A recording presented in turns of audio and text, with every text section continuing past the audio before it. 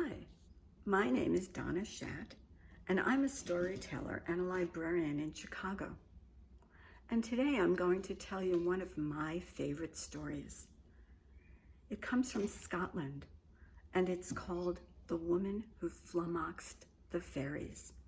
Now, you may not know what the word flummoxed means before you listen to the story, but I bet after you listen to it, you'll know exactly what the woman did to the fairies and what flummoxed means.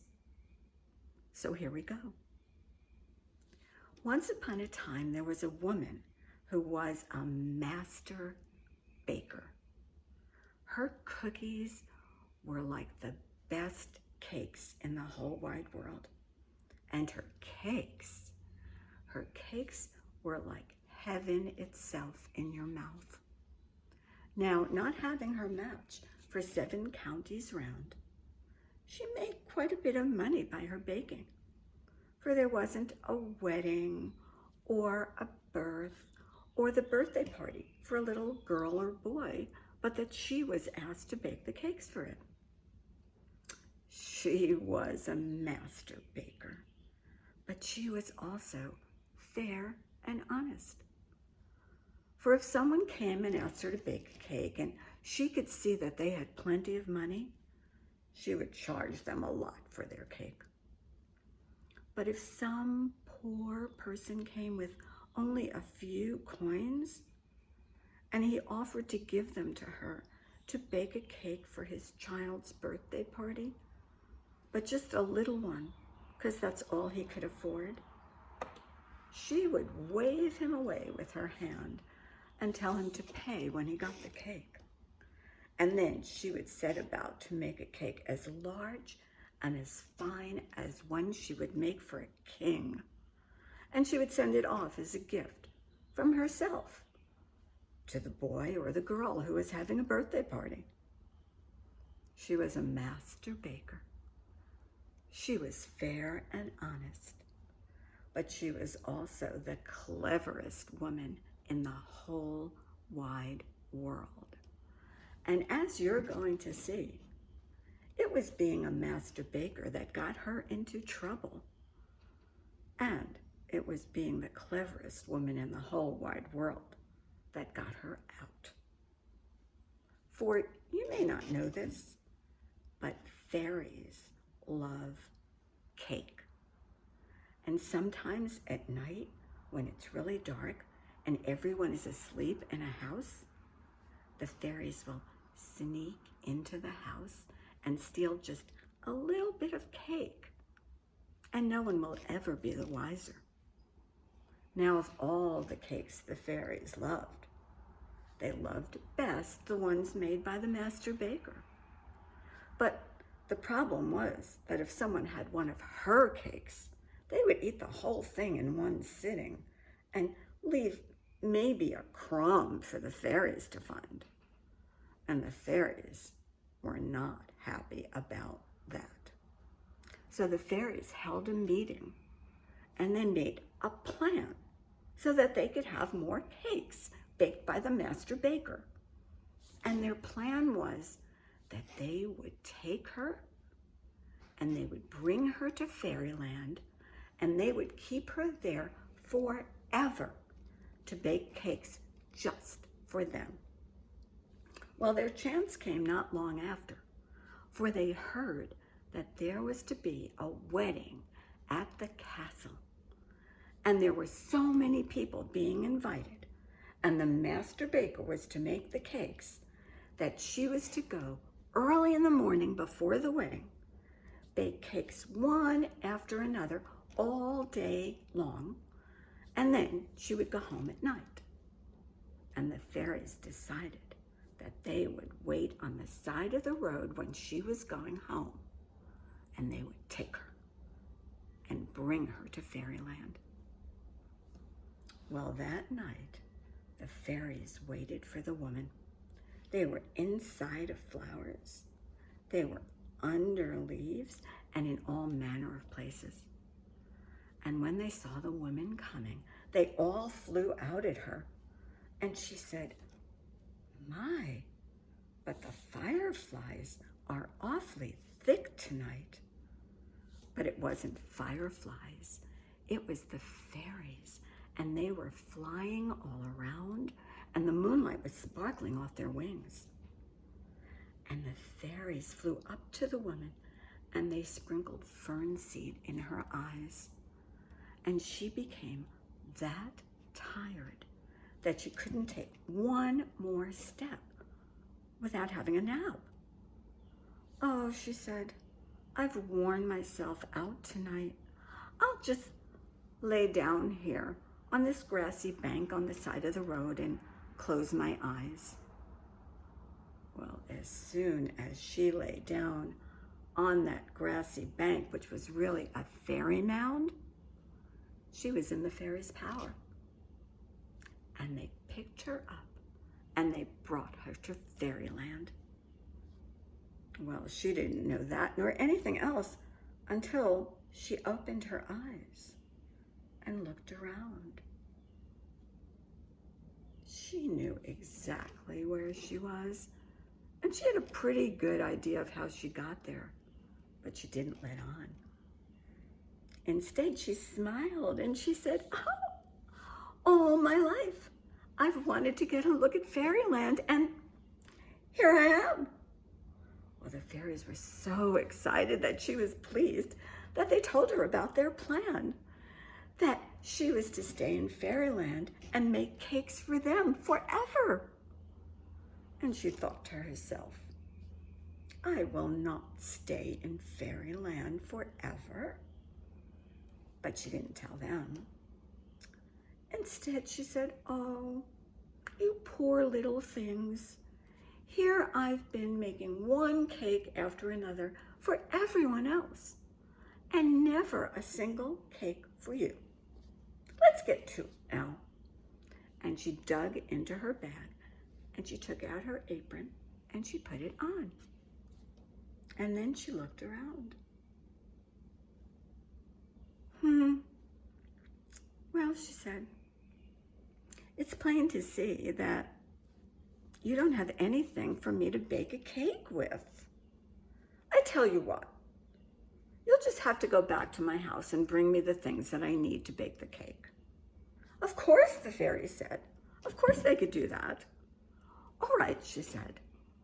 And she sent some off for flour and some off for sugar, some off for butter, some off for eggs, vanilla, salt, milk, and at last she had all the ingredients she needed right in front of her. And the fairies all settled down, licking their lips. They were so excited about the cake to come. "All right," said the woman, "I have all the ingredients. Where's your mixing bowl?" Well, they brought her their biggest bowl, and it was the size of a little teacup. "Well," she said, "that won't do. You'll just have to go back to my house and get my great big yellow crockery bowl that sits above the water faucet and bring it back to me." "Oh yes," they said, they could do that. And so the fairies flew off and they got her mixing bowl. But then she needed her wooden spoon and her egg whisk and her measuring cups, and one thing after another, the fairies were flying back and forth until at last she had everything she needed. And the fairies settled down, pleased to think of the cake, but pretty exhausted. Well, the woman began to measure and mix and measure and mix, and the fairies were sure that everything was right now, but they were wrong. The woman put down the wooden spoon that she was mixing with, and she said, "Would you believe it? But I just can't seem to mix a cake without my cat purring at my feet." "Get her cat," said the fairy king, and off the fairies flew. And they went and got her cat. They brought the cat back. The cat lay down at her feet, began to purr And the woman picked up her spoon and she began to beat, and the fairies settled down, sure that surely she had everything she needed now. But they were wrong. The woman stopped mixing and she put down her spoon and she said, would you believe it? But I'm that used to having my dog snoring at my feet, keeping the beat of my going around the bowl 2 times with every snore, that I just can't seem to get the beat right without him. Get her dog, said the Fairy King, and off the fairies flew, and they brought her dog back. And he walked right up to her, curled up, you know, the way dogs do, closed his eyes and began to snore. The fairies settled down, but they were really worried. They were exhausted. But they saw her pick up her spoon and start beating, and they were sure that all was well now. But not for long. The woman put down her spoon again and she said, would you believe it? I'm so worried about my baby. I haven't been home all night, and he has a new tooth coming in, and he's probably missing me. Get her baby, said the Fairy King, and off the fairies flew, and they got the woman's baby, and they put him down in a seat. And when he saw his mother, he began to scream, as she well knew he would, for she had not been home to feed him his porridge, and he would never let his father feed him. So the baby was screaming, the dog was snoring, the cat was purring, and the woman was mixing. And the fairies were looking more and more upset, but they still thought of the cake that they were going to get, and so they were hopeful. But then the woman, while she beat the batter, said, you know, perhaps you could get my husband and he could quiet the baby. And the fairies flew off without even being asked. And they picked her husband up and they brought him to fairyland. And now this poor man, he was all confused. He had things disappearing from his house left and right all day long. And now he was picked up, carried through the air, and plunked down in fairyland. But he saw his wife, and he knew wherever she was, things couldn't go far wrong. So he picked up the baby, but the baby still screamed, and the woman beat her cake, and the dog snored, and the cat purred, and the fairies flew around and around and around, just looking at the woman. Well, while the baby screamed, the woman took her spoon and gave it to the baby. And she picked up her egg whisk. Well, the baby, screaming all the while, took the spoon and banged it on the table. And he screamed, and the dog snored, and the cat purred. And under all that noise, the woman turned to her husband and whispered, pinch the dog. What? He said. Pinch the dog. Well, he didn't know why, but he did it. He pinched the dog and he kept pinching, and the dog began to bark louder and louder. And then the woman turned to her husband and said, step on the cat's tail. Well, now her husband had caught on to the game they were playing, which was to make as much noise as possible. So he stepped on the tail of the cat, and he kept his foot there. And the cat began to howl, and the dog barked, and the baby screamed, and the spoon banged, and the woman mixed.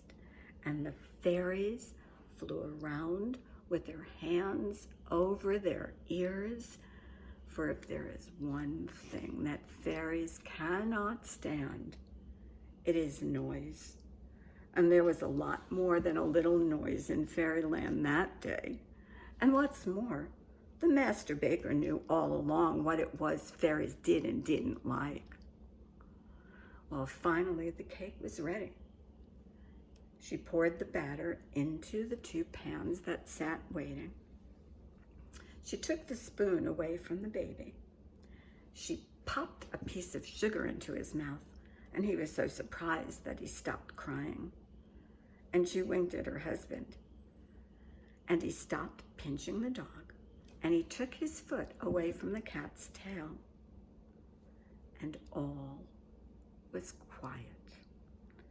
And the fairies flew down, king and queen and all, and settled down, exhausted. Well, the woman looked at her 2 pans of batter, and she said, "Okay now, cake's ready to be baked. Where's your oven?"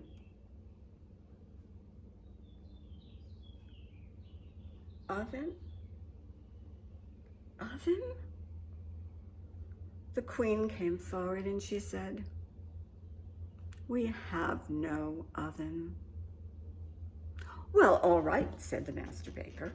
"I'll tell you what, you'll just have to bring me home with these tins of batter, and I'll bake the cake, and I'll finish it, and then you'll bring me back." And the fairies looked at the woman, the baby, the spoons, the dog, the cat, the bowl, the measuring cups, and they all shuddered. And the fairy king turned to them and he said, "Okay, you can go home, but don't ask us to take you. We're all too tired." "What?" said the woman. "But you need your cake." She was feeling sorry for the fairies now that she had gotten what she wanted, which was to go back home. "I'll tell you what," she said. "I'll go home and I will bake this cake, and when it's done, I'll bring it back to the mound where you found me. And what's more, I'll leave you a cake every single week from now on." Well, the thought of having one of the women's cakes every week from now on almost was enough to revive the fairies, but not quite. "Well," said the king, "I'll not be outdone. When you leave that cake for us, we will leave something just for you." And then he raised his arm, and the fairy mound split open. And the woman took the 2 pans of batter, and her husband picked up the bowl and put all the measuring cups and the spoon and the whisk in it. And he took the babe and he tucked him under his other arm. And they walked out, the dog and cat behind them. And never once did they look back. When they got home, the woman put the batter up to bake, and she gave the baby his porridge, and he fell fast asleep. And the only sounds in her house were the dog snoring and the cat purring, and those were very quiet sounds. Well, when the cake was done, the woman did exactly what she said she would. She brought it to the fairy mound, and as soon as she put it down, there appeared a bag. Well, she picked it up and she opened it, and inside that bag was filled to the top with gold. And so it went every week. The master baker would bring a cake to the fairy mound, and the fairies would leave her a bag of gold. And so the master baker and her husband became very rich, and the fairies became a little fat. But they were all very happy, and so they lived, as why should they not, happily ever after. And that's the story of the woman who flummoxed the fairies. Can you figure out what flummoxed means? It means to trick. So it's the woman who tricked the fairies. I hope you like that. I like telling it. Bye.